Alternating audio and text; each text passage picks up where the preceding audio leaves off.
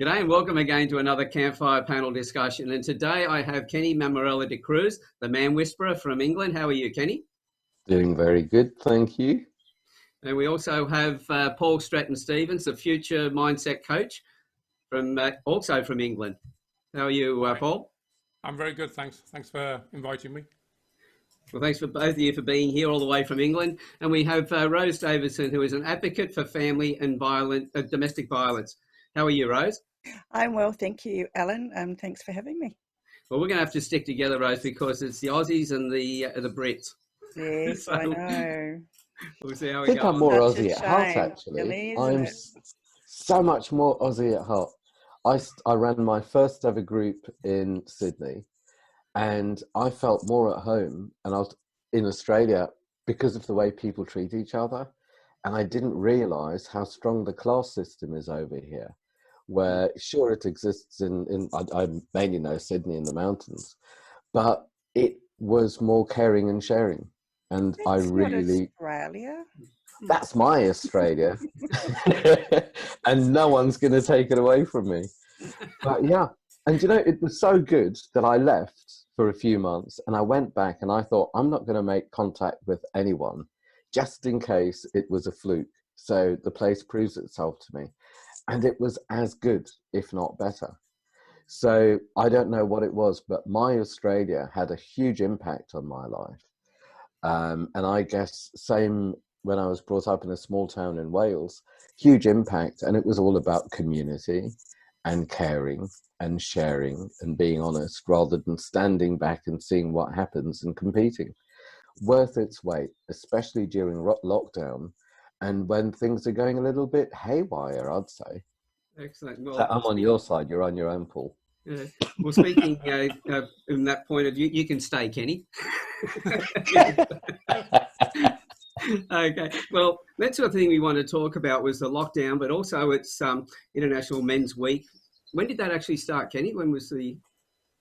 I'm not sure when it started. The other week? Oh, yeah. It started on Monday. On Monday. So we're in the middle of... or towards exactly. the end of there. So and that's Friday is Sunday is Father's Day in the UK. Is it Father's Day over there as well? No, I think ours is is our September, Rose? Yeah, I think right. So. Yeah, so ours is all out of whack. But yeah, being International Men's Week, and looking at not just talking about how it's affecting men, but probably for us to talk about, well, how it's affected us, put our perspective in there as well, and what we've done around that. So, Kenny, I know this is one of your favourite subjects, so I might throw it over to you to start us off, if I may. The strange thing about International Men's Week is the theme this year is Take Action for COVID-19. And I would say that boys are very good at doing and fixing and, you know, competing and proving and surviving. And that's very much taking action. And as soon as lockdown hit and everything, I took a lot of action and I got very, very busy for a long time. And I'm really pleased at what I've achieved. But when it came to International Men's Week, I conked out. It's Men's Health Week, not International Men's Week. It's Men's Health Week. I totally conked out. And I just kind of felt I should be putting out a newsletter, I should be finishing the ebook, I should be putting out, press release and all of that. And I thought, I have to take care of my health and stop pushing. And I just lay down and I got some sunshine and I battled with my brain of what I should be doing and my pusher with, I'm missing the boat and I'm being stupid and being rebellious. And I just battled with it until I breathed all of that past. And I just chilled out and started taking care. And I wondered whether, with all of what's going on, a lot of people can get into action. If there's bad news, for example, some people obsessively clean and things. I wonder whether I got into action. It's stuff I really like doing, but I've really stopped. And I don't think I've started again yet. And I've stopped to take care of myself and do what I love to do, which is be with people. On screen these days and not go crazy with computers and putting things out there and doing. So I think I've been a bit rebellious with the team and the action I took is like serious inaction, more than I've done for a long time, and being with the fears and the feelings and just being able to stop. Excellent. And how about you, Paul? Yeah, well, it hasn't really changed too much for me because I do most of my work from home anyway, and over Zoom. So that aspect hasn't changed so much. What I've missed is going out for an hour walk every day and going out for a coffee in a restaurant 2 or 3 times a week, and those sort of things. Yeah, we've missed those, but we've compensated by those by buying food in, having it delivered 3 times a week. So it's like somebody else is still preparing it for us, which is great. But I've found that because business is slower in many respects, mine hasn't actually. It's actually increased, which is the way it goes. I've slowed down in that I've taken more breaks during the day. I've got up and moved around more. I've got up and taken a drink. I've gone and sat with my wife in the window in the sun, and just really slowed down and taken stock, and then gone back to work and done what I've needed to do, and that's worked equally as well for me as I was working before. I'm still as busy, if not a little bit busier, but I'm more focused and concentrated on those pockets of time, I call them now. I work in a concentrated pocket of time, and that is more productive. So getting a bit more of a balance between the things that you're doing. Yeah, absolutely. Getting that sorted out right. And for you, Rose, in your household, what are you finding over there? With COVID, I guess it was a little bit difficult because my husband has some health issues, and so visiting appointments at the hospital or at the GP were quite challenging. So GP appointments were via the phone, and hospital, some of the appointments were via the phone, and when he had to actually attend in person, there was like all these questions and all this hand sanitizer, and it was just quite challenging. It really was, and to get through all that, it used to take like forever, and it just didn't suit what we needed to do, because we just like to get in there and get out and go home. But so through the whole lockdown period, it's been, and because I'm in Tassie, the borders are hopefully going to be open at the end of July, so at least we can leave the state. We can still go shopping now because we're allowed 800. Is it 800? 100 people in a venue now, and the cinemas and the swimming pools, and so whatever. So that will be a lot better, as far as hospital and GP appointments will be concerned. So at least we can actually sit at them and go and see somebody rather than having a phone consult. It's not quite the same. You can't really show them, different things over a phone. It's a bit hard because GPs don't use Zoom. Yeah, it certainly made things more difficult for people in those situations. Like, it's Men's Health Week, but in the middle of it, we're so isolated from being able to get out and talk to people, or go out and to even our medical things. I've got a gym here at the complex where I live, and that's been closed since COVID started. So not doing anything to stay fit. And I'm starting to notice, it was actually mentioned to me the other day about the beard being in competition with Santa Claus, and I went, no, not really. And then I looked down and I went, a little bit that way, starting to put a bit around the middle. So it's getting out and working on that side of it. But I pretty much found that a hell of a lot more work since COVID hit, with the Campfire Project, and also with my own business, with people coming and wanting more support and help because they're all struggling and stressing out.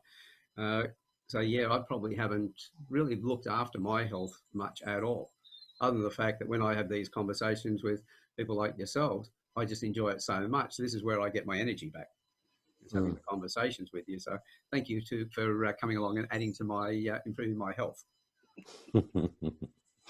I must admit that I'm impressed. Same. I've never been busier, and I'm impressed at the way Paul does things in pockets and moves.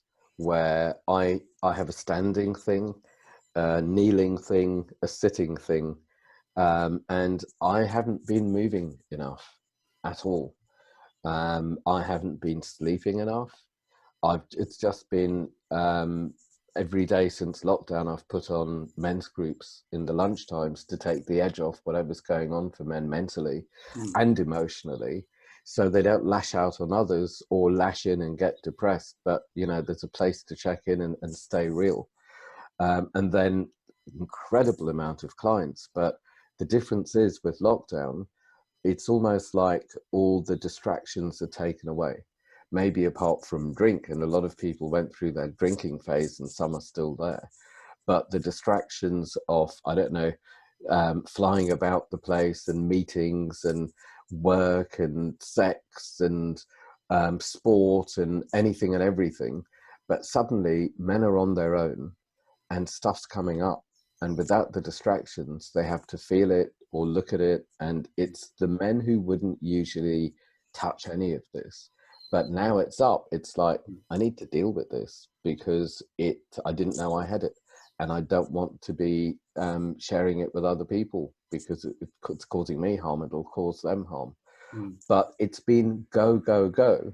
And I've thrown myself at it rather than doing what it seems Paul's done, which is pace it and, you know, walk around a bit. And maybe that's the change in gear during Men's Health Week. Is I became a beached whale on Monday, started moving a bit and went to see the osteopath on Tuesday. Now I'm having this conversation with you, and maybe I just need to get a grip and have some structure and take care of myself while taking care of other people. But so easy to, like, I don't know, get seduced by all of this juicy stuff. And I think you're pretty right on that. Thinking about the way Paul's doing it is that he's taking care of himself while he's taking care of other people, because I know the work that he does, but he's taking those pockets of time out for himself. I realise I don't do that at all. I'm just there all the time, go, go, go. You know, very early in the morning, late at night. I do enjoy the conversations a great deal, so it helps to alleviate some of the stress that I've built up because I'm talking to like minds and everything else. But yeah, structuring that in the proper way, I think is really important. Because as you said, Kenny, it comes up that men will realise that this stuff is, you know, they're noticing it and all the rest of it. Some of them will take a positive direction to it. Others will try and push it down to try and ignore it, which they're now aware of it and they're trying to push it down as well, which is going to give them even more frustration and, you know, more likely to strike out and other things in those situations. Well, I have 2 points on that. One is I agree with Kenny that men are pushing stuff down, and I don't know what the stats are on domestic violence in the UK, but I know that there's been a huge spike here in Australia since the lockdown. I think it's gone up about 25%, if not more, since lockdown, because, you know, men are drinking a lot more. They have nothing to do. As you said, Kenny, they're you know, usually busy with their work or their outside activities or whatever. Now they're, you know, they're stuck at home having to look at the person that they're abusing, or maybe they didn't start abusing them, but, you know, they've got all these issues that they haven't dealt with, and so they're using lockdown, I guess, as an excuse to, you know, vent their frustrations. And my other point is that I don't think men in general, you know, do look after themselves. They're not brought up to. They're not brought up to think about their own health or their own mental wellness or any of those things. You know, they're brought up to be tough and strong and robust, and, you know, and their role is to look after everybody else except themselves. So, you know, having a men's week or men's health week, I think is a great idea. But, you know, how do we as a group, or you know, people that are wanting to get that idea out there, how do we promote that so that it's that there's greater awareness for men, and that there are services available to them to go to, so that they can, you know, overcome some of these stresses and alleviate hopefully domestic violence and all these other things, you know. And you're right when you said about the there is, that men don't look after themselves. Well, just the other day, it's been floating around before, and it came back through Messenger again. It was, share this through to all the men that you know. It's about prostate cancer. Share this with all the men. Don't tell the women about this. Share it with the men. And I'm going, what a waste of time sending that through the men, because the men don't do anything about it. The men who go and get themselves checked are usually being pushed by their wives, because the wives want them around a little bit longer. Or they're in trouble already. Yeah. And so, they're just not looking after themselves. No. Or as I got a friend here in town, and he only really went for a prostate cancer test because his neighbour had got prostate cancer. And his neighbour said, in conversation, look, have you had your test, haven't you? He said, no, didn't know I could have one. He said, go and get your test. He said, it's worth it. He said, if it comes back negative, fine. If it's positive, then at least you get something done. Anyway, he went for the blood test the following week, and I think the numbers over here was it should be 12 to 15, and he was like 29. He was off the scale. So they had him in straight away, and obviously with COVID, he had to wait. They had the scan. They said, okay, we'll operate. It's robotic as well, the operation, so that was interesting. And he's been dealt with now, and he's now waiting to go back for his follow-up appointment. But his numbers were nearly double the scale, and he had no idea. He had no symptoms, nothing. So any guys out there, 60 plus, go out there and get a test, because you can be asymptomatic. Isn't it 40 something plus or 50 plus? I don't remember. And I don't apparently, know. Sorry, go on. I was going to say, because I was in Spain and they do it at 40, and you get tested every 5 years over there. But I don't think we get it as often here. Right. And also I found, because I dreaded it, I mean, not just the blood test, that's the walk in the park, but what do they call it? Digital rectal. It's like, no, I really dreaded it. And then I made my appointment finally. And I must admit, I was very careful. This might be a little bit too blunt, to see who had small hands in the surgery. So finally, there was a male doctor with small hands, because the other one had bananas, and it's like, that was just too scary. So I booked it, went for the appointment, and pretty much didn't want to do it. And for no real reason. It's like, why do you have pain, blah, blah, blah. And it was bad enough that I was there, and I went through enough to get myself there, but then to have to fight for it for my health. And then I heard other people saying, yeah, it's true. It's like, you need to convince them, which is a bit much. Going back to something that Rose said, it's like, I so get where you're coming from. And I'd say the statistics are about the same here, at 25% plus. What surprised me was my first experience of domestic violence during lockdown was female against male in front of the children. And I didn't expect that. And I don't know about over there, but over here, the statistics are coming out about female to male domestic abuse, which isn't by any means as high as the male to female, but then it's not a competition. And what I wonder about is, what is the atmosphere at home for either to lash out on the other, whether it's male to female or female to male, with or without kids, what's going on at home? And that's what needs the edge taken off, rather than it's gone too far here, it's gone too far there, there's prostate cancer here, you should go and check it out. It's nip it all in the bud. That's where I come from. And what I found is, as people talk about not just their fears and their fantasies and what's going on and, you know, parents and money and all of that, the most important question I feel I've been asking is what's being triggered, because that's where all the violence comes out, whether it's to self or others. It's what happened then that's being triggered now, that I'm unconsciously carrying, and it needs to go somewhere. Is it going to be going out on those near me? Because I can't stop myself and it's too late and the red mist fell? Or is it going to be going in so I can be depressed and probably unavailable when I'm needed to be available, because we're going through this together? So it's just finding out what's really going on that I have found the most incredible thing. And the opportunities it's brought for people, men and women, for people to clear up the baggage in the background and the stuff they've been carrying and whatever's in their psyche. And as they do that, I found there's so much more of them available to life, and they're ready for life to meet them, rather than, oh, here's that same old crap I know how to survive, and they're in Groundhog Day with the same old betrayals and letdowns and everything else. So huge opportunity for transformation. And doesn't mean it's been easy for some people. It's been really difficult for some people. I've been hugely triggered by things. But I'd say, you know, what an amazing opportunity. And for quite simply, for people, if only this week, to say to a man, how are you? Or what's going on?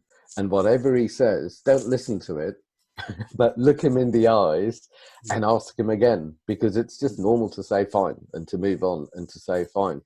But, you know, there's all this thing about men don't speak. Well, of course men don't speak. Who's listening? Exactly. But, you know, when it comes to fine, it's a case of, you know, freaked out, insecure, neurotic and emotional. I think it's a breakup of the word fine. And you know, you've got to ask the question a couple of times. I think our focus, we're saying, well, we've got to reduce domestic violence, and we're talking about stopping, you know, the perpetrators. But what's creating, as you're saying, what's behind, what's creating those perpetrators in the first place? Where is this coming from? That's what we need to be going back and addressing. Because, you know, it's only because of the dynamics between the couple becomes which one is going to be the perpetrator, simply because the one who is feeling most frustrated, unable to express themselves verbally or whatever, well, you strike out. Now, that's not justifying anyone's behaviour. What I'm saying is that somebody who can articulate and everything else will rely on that. Someone who hasn't got that ability will rely on something else, and quite often that's violence. But in both cases, both of them could be frustrated, but what was behind it for both of them to be in that state in the first place? I think what stirs it up? What causes it? Domestic violence in that way, I think, is through lockdown. But you know, honestly, there's people are just not born that way, but they've been created to think that violence against another person is perfectly fine behaviour. You know, they've been conditioned, and you know, they've seen it probably in their families or you know, through their growing up years. As you probably all know, you know, the first 7 years of your life is how you become a human, basically.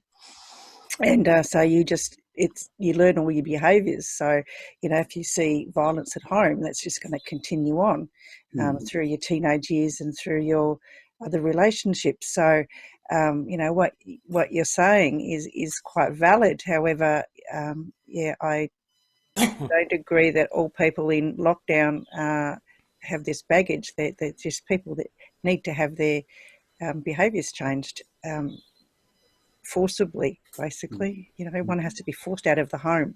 Either it's female or it's male.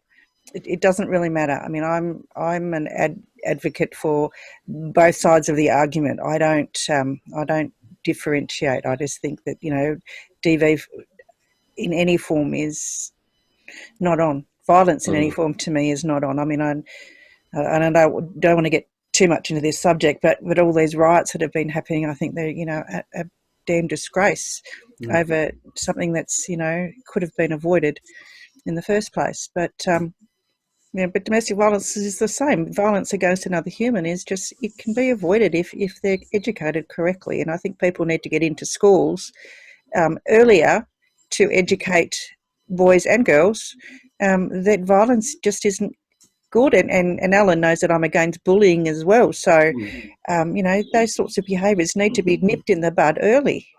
And I don't know how we're going to do that. I don't know how we're going to educate these children and bring them up to be really, you know, good, caring adults. Yeah, because you're right about it. May I pick up on a couple of points there? Sorry. Yep, please, Paul.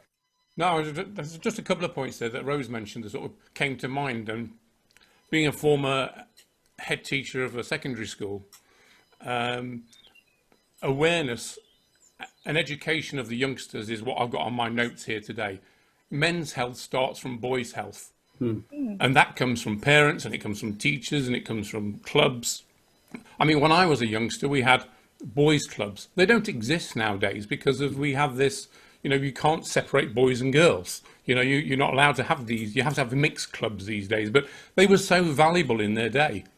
The elders who ran the groups, the older men who were volunteers in the boys' clubs, they'd be the one doling out the advice. And the boys would probably listen to them more than they would listen to their parents, because their parents probably wouldn't even touch on the subjects that their boys needed at the time.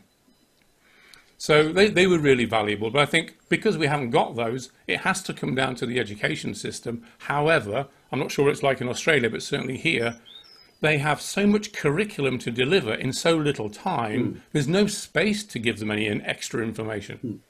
Yeah. Because that and that's a real issue. Yeah. Because of that load of curriculum that they're following, the kids are under pressure, they're not happy and everything else, and they're not learning as well. So we're still doing, we don't have a broken education system, we just have an antiquated one. It was designed for a different half time. of the stuff they're learning is crap anyway. Half of the stuff that they learn, where are they going to use it? Unless they're going to be an engineer or a rocket scientist or something. Really, why do you need to learn all this stupid mathematics? I mean, mathematics, yes, you need to have it, but, in such depth, really? It's like in, was it algebra or whatever, X and Y. I still haven't come across an X and Y. I haven't found one yet. No. But, why do you need it? Why do you need it moving forward in your lifetime? As I said, unless you're going to be a rocket scientist or a mathematician or a physicist or something like that, where you need to have those types of formulas. But honestly, in everyday life, an accountant doesn't use X and Y. They use 1, 2, 3. Yeah, we're focusing so much on early education and what we're doing with getting the kids to learn and spell, read and spell and everything else at an earlier age. It should be teaching them some of these skills. As you said, the first 7 years of the imprinting years are so important. So at that preschool era, that's when we should be bringing this stuff in, teaching them that. Forget about the numbers and everything else. We know in Finland, they've reduced the starting time, as we know, for the teenagers is later. None of them do homework. They're not given homework anymore, and they've got the highest education, or one of the highest educations in the world. So we need to move away from what we're doing and doing things differently, and allowing our kids to learn the life skills first. If they learn those, when they get to school and they're going into the other subjects, they're treating each other with more respect, they're happier at what they're doing, and they'll learn that even faster again. So they'll know as much by the time they finish, but they'll have all the life skills as well in the early stages. Yeah, they're not learning. They're not being given the life skills. I mean, a lot of parents have no time to teach their kids life skills because both parents are usually working. By the time they get home, they're just tired and they can't be bothered. And so, little Johnny or little Mary comes to mum and dad and says, I've got this problem. Can you help me? And mum and dad just say, well, go away because I have no time. What do you do? I'd say what's really important here is community as well, rather than spending, the child becoming its mother or father for the first part of his life and then going through therapy and unlearning being its mother or father for the second part of its life. That's a bit of waste of time. But if there's a whole community where there's a bit of that guy and that woman and that person, and so it goes on, then the community can hold the individuals and educate this person who is socialized, rather than we're separate and what goes on behind closed doors is no one else's business. And a lot of what I've been dealing with, I guess mainly 30s to 50s men since lockdown, has been about what's been going on behind closed doors in the extreme cases. And that is a lot of domestic violence on the verge of torture, or including torture sometimes, cults, and even sex abuse, stuff like that. It's the very, very heavy stuff that not only should no one know, but it's almost as if, well, did it really happen? Was it my fault? And maybe it's kind of normal, or maybe, well, I got, there's so many strange things going on in the head. And then when they finally decide it's time to talk about this because it might be having an effect. The huge sense of betraying the family, irrespective of what happened during childhood and how difficult life has been, it's do not betray the family. And this is from very, very young to a lot of people's deathbeds. And this is why I feel it's so important to talk, or to know what it's like to be in a normal situation. There are so many people I know, it's like, well, my family were not safe, and I felt safe and accepted by my neighbour's family and their father, and they were my brothers and sisters, or vice versa. All the kids were in our house because everyone was nice and we played, but in their house they'd be hit, or they'd be neglected. And I would say that would really help nip things in the bud with domestic violence, because there's a community rather than being locked up together, and whatever was normal in the home for the ancestors is passed on and passed on and passed on, because this is the way it goes. And I'd say there's another issue here, which is from slightly another zone, where some people, male or female, when it comes to domestic violence, it's like a red mist falls. So it's not logical anymore. It's not even present anymore. But someone or something has stepped into this person, taken over. It's almost like when people black out on alcohol. It's like, what did I do? Where did I go? What happened? So another part takes over and it's too late. And for me, it's getting to know these other parts and managing around them, rather than, oh my God, I'm so sorry, and then it happens again. It's like, what is that trigger? Get to know that part. Manage that part or the parts around it, so that part doesn't have to come up.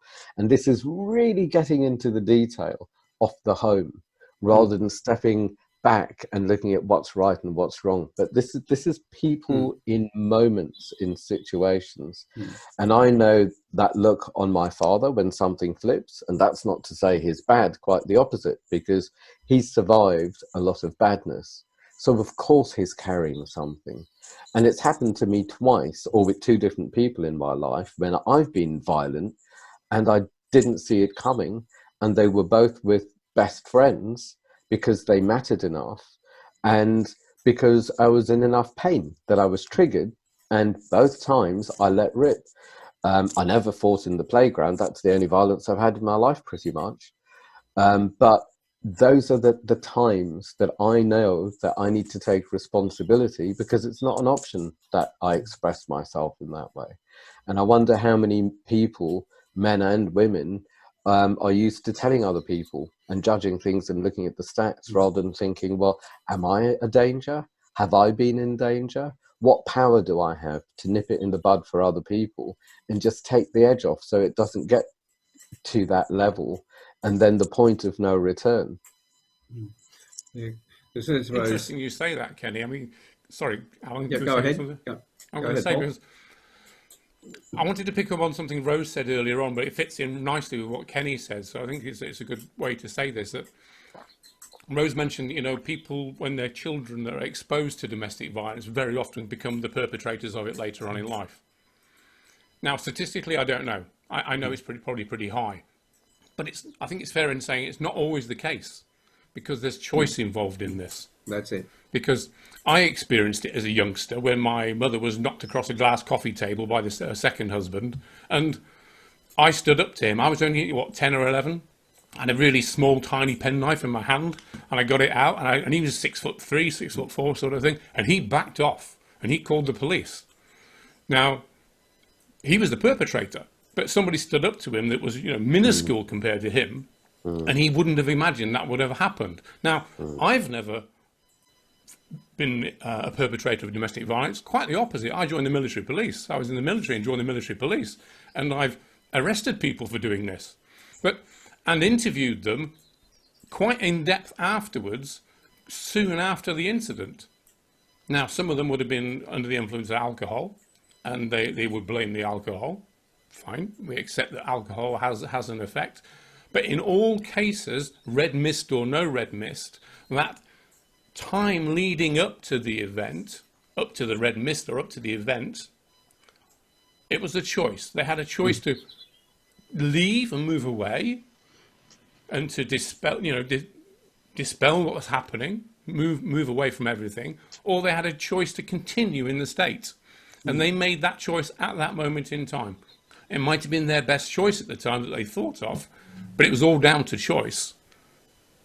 And they may or may not regret it afterwards, but again, what their actions were down to personal choice.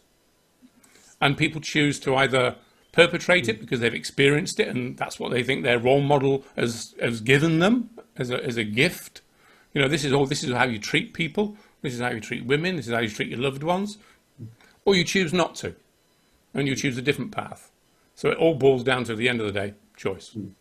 Yeah, well, choice is always going to be, it always comes back to that. There's no excuse for saying, oh, something caused me to do that. No, you made the decision to do that.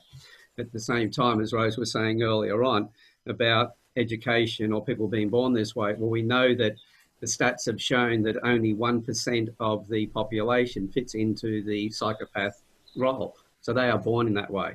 But everybody else, it's a learned behaviour. But we also know that in different organisations, people start to behave that way, because we know that in business, it's 4% of leaders are classed as in the psychopath role.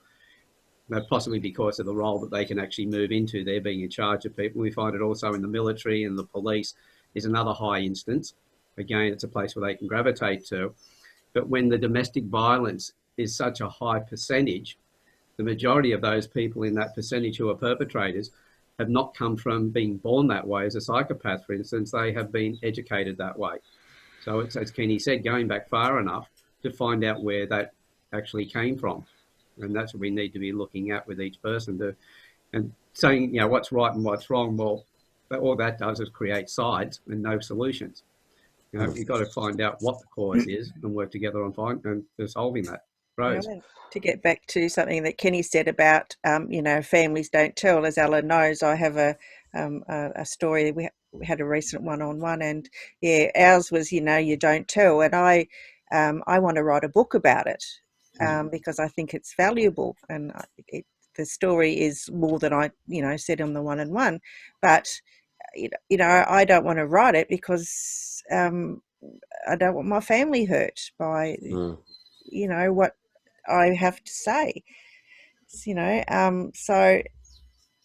I guess what the point is, that having a community and and leaving things behind closed doors can often be a good thing, but as the survivor of the particular violence that has been, against you, it sometimes can be quite harmful or hurtful, or and you push the feelings away that that you have something you need to tell somebody, but you can't say because it's going to hurt other people.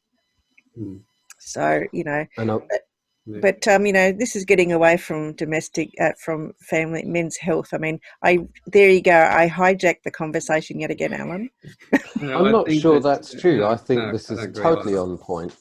And I feel we're moving deeper and deeper into it, and more personal, off the place that you've just come into with can't tell, but how do we break the spell?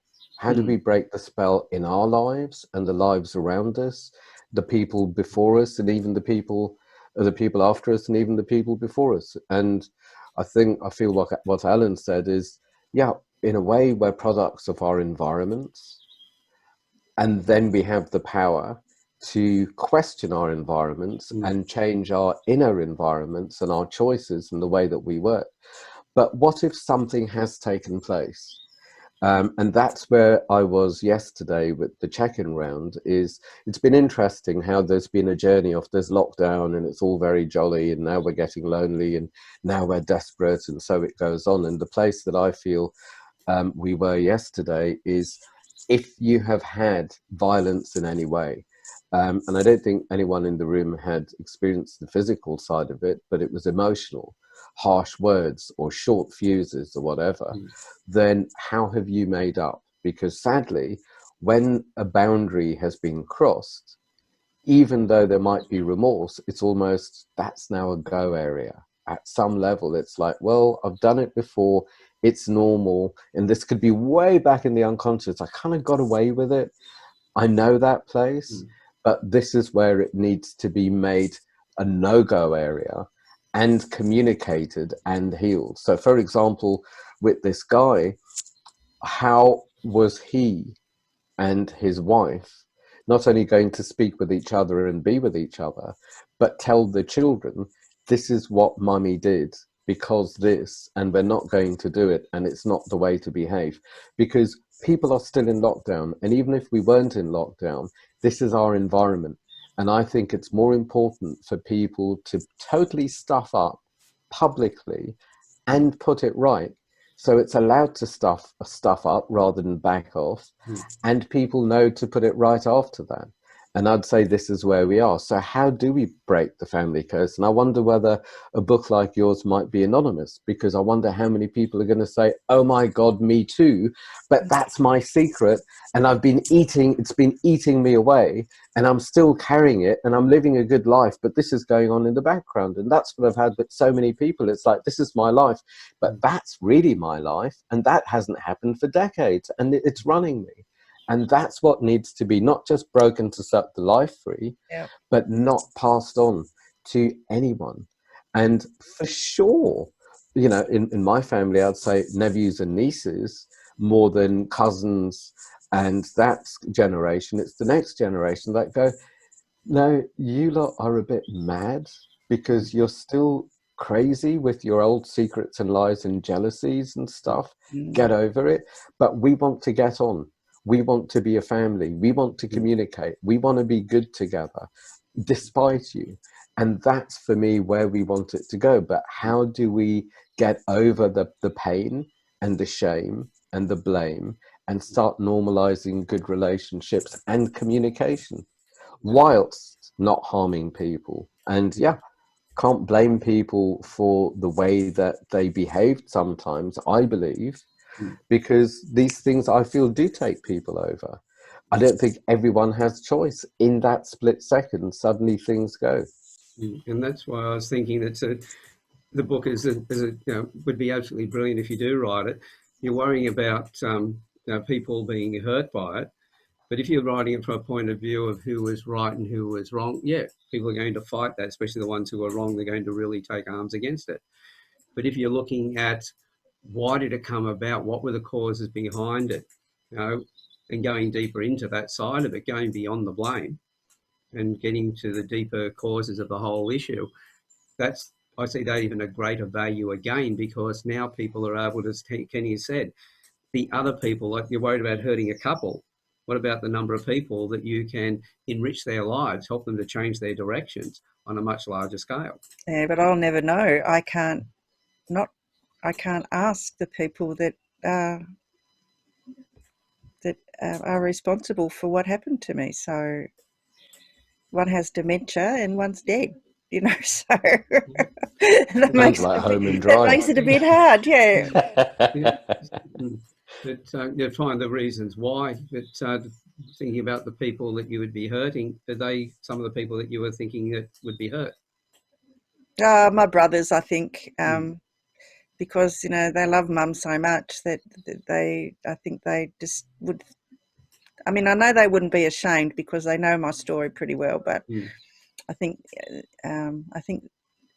airing the family laundry, I guess, would be what they would be saying to me. Why are you airing the family laundry? I feel one of the options you could use a pseudonym. Yeah, I could do. You can do that. The other thing I think, Paul, would I be right in thinking, Paul, that you were thinking of asking them in the first place before you write it?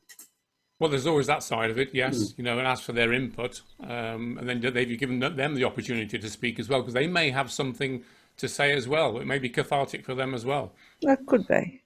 And the other device you can use also is, write it as fiction based on fact. That's what I've thought about doing too. Just, What the names have been changed to protect the innocent.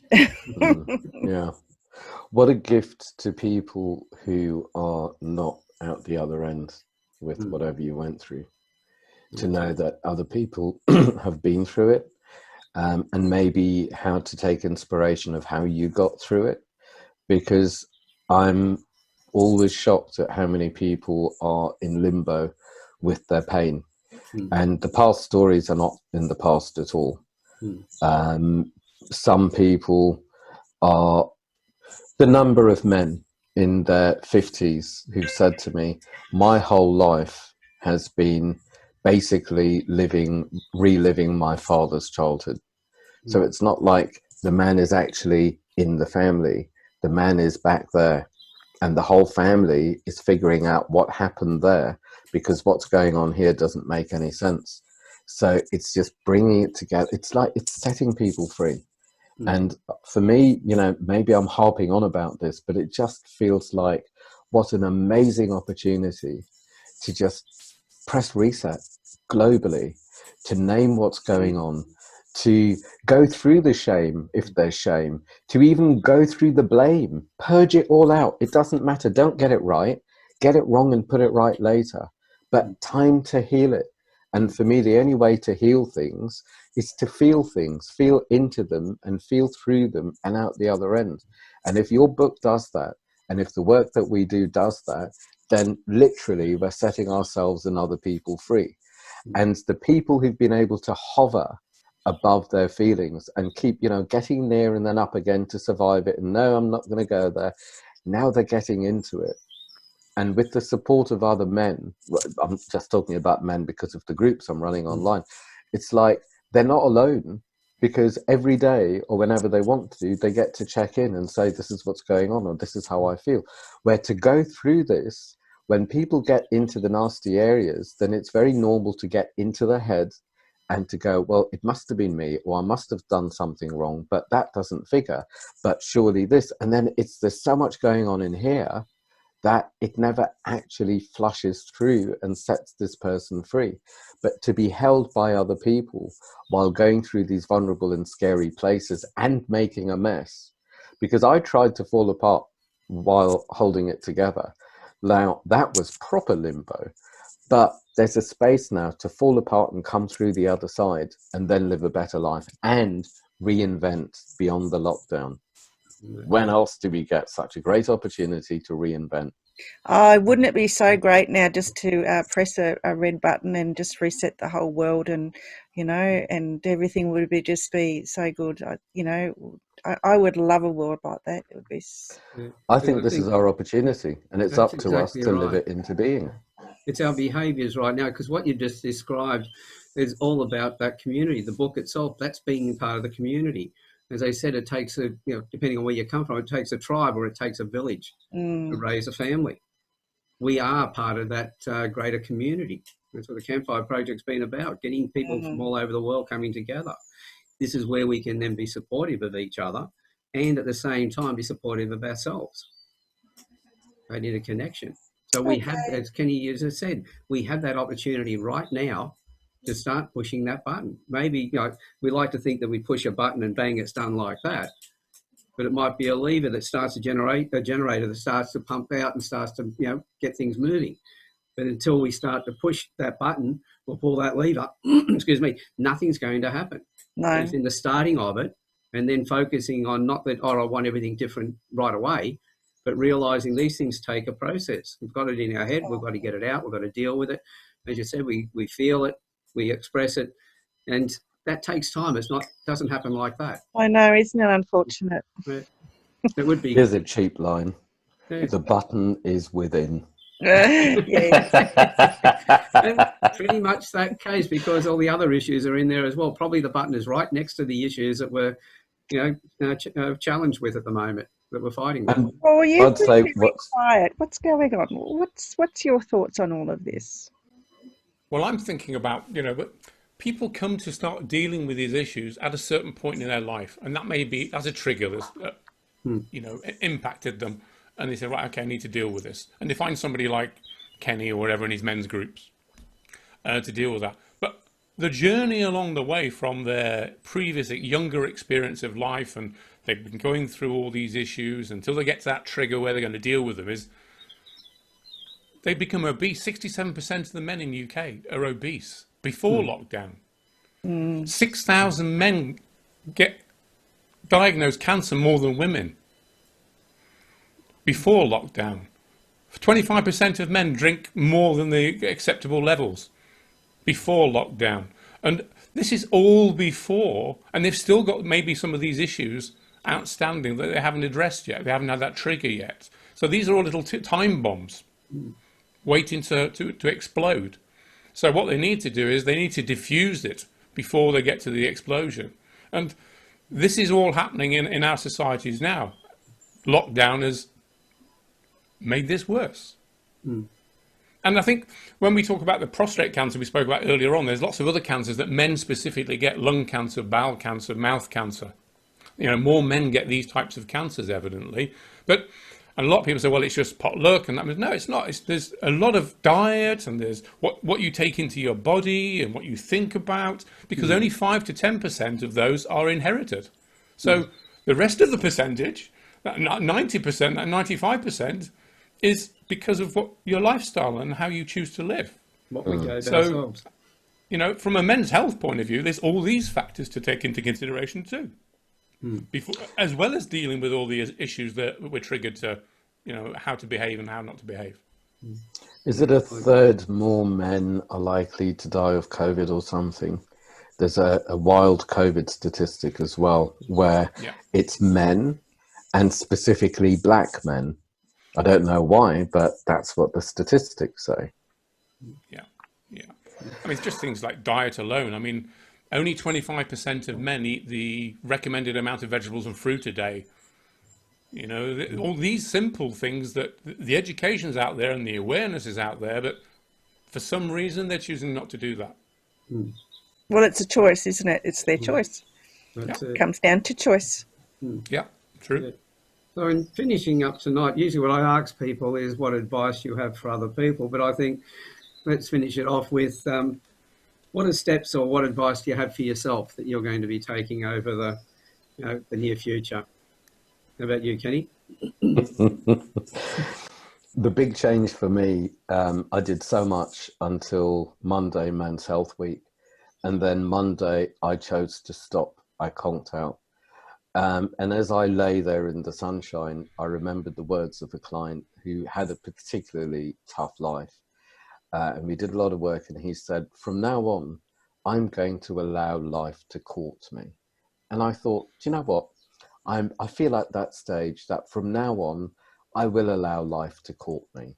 I'm not going to be running or chasing. I'm not going to be doing too much. I think now I need to stop and be and take part. And I've put out everything I've wanted to put out. So my advice for me during Men's Health Week and everyone else is be still and notice and listen and respond and let life meet you. Excellent. And how about you, Paul? Well, being sight impaired, I mean, I spoke to the doctors in the hospital last week and they said, no, still stay, you know, on lockdown because I can't judge distance or anything like that. You know, and if I go out with my wife, her head's on a swivel because she's not only looking out for herself, she's looking out for me as well. So, you know, I follow that advice there. And I've always gone by the motto, lead by example. So even when it comes to men's health, you know, if you want to be a healthy individual and you want longevity in your life and you want that for your children and those people around you who look up to you as a role model, then you need to lead by example. No, there's no other better time now than to start doing that if you haven't done it before. Now is the time to lead by example. Excellent. And Rose? Well, yes, I think I might just start writing that book. I think it's a good opportunity. I think really, Fantastic. I think, I do have a story. You know, I'm 60 years old and, you know, it started when I was, you know, little, when I was about 1, I can remember back to just after then. So, yeah, it's a very long story, and I'm sure that, you know, I can help some people. And that is my goal to, as you know, Alan, is to help people. I have the biggest heart and always giving of myself to others rather than to myself. So writing the book, I think, will be giving to me, because it will lay some ghosts to rest, and just look after me, and look after me. Brilliant. Can I just ask Rose a question there? Because I think what she just said is fantastic example to everybody. She's leading by example right from the start. And if you're writing your book, I'm not sure if you're going to handwrite it or you're going to type it. No, I'm going to voice it, and then You're going to voice it. I was going to say voice it, because then you're getting everything out.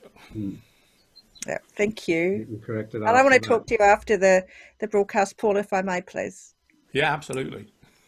Fantastic. And by the way, if And what about you? No, you don't get away. Sorry. well, I haven't finished yet. I just want to finish on something before I go to me, and that is that anybody who's listening in who hasn't had a listen to Rose's one-on-one, because it was only a couple of weeks ago, I think we posted it, the second one-on-one that you did, go along and have a listen to it, and I think you'll get a lot out of it. Now, for myself, one of the things is I've been doing a lot of interviewing. I've had people like Dr. David Murrowitz with the sleeping program that he has. He's been good enough to send me a copy of it, so I've got a copy sitting here. We've had Shane Saunders, who we talked about breathing and things like that. So I've interviewed all these people. I've got their courses and everything else. And I think it's about time that I pulled my finger out, took a bit of time off, and got stuck into a bit of that as well myself. Because I was a bit older than you guys. I'm 68, and not that I'm going to fall off the perch in a hurry, but I don't want to have to grip it too damn hard because I'm feeble. So I better get myself fit by looking after myself. That time you looked after yourself. And I think I'll go and check out where they've taken the sign off our gym as well, so I can get back in there and get into the pool and all the rest of it. So, I think, as everyone said, advice to everybody out there is, look after yourself. Make yourself number one. Sorry, Alan, you're not any good to anyone else if you're ill or unable to look after them. So if you don't look after yourself, you can't look after anybody else. Exactly right, because I've had a lot of people say to me in the past that they've been carers and they've been helpers, and they go, I'm exhausted and everything else. And I go, well, when are you going to take some time out? They say, but I can't because I'm doing all this. And I go, why do you want to keep robbing the people that you're supposed to be helping? Because they said, what do you mean robbing? I said, because you're giving a lesser performance than what you can actually deliver when you're your best. So you're robbing other people by not being selfish and taking that time out. Because if your intention is to come back and help others, get selfish for a little while so you can be selfless. That's very true, Alan, because it's like what we said at the beginning. I work in 40-minute blocks. I put a timer on. I work for a specific period of time of 40 minutes and then move away to do something for me.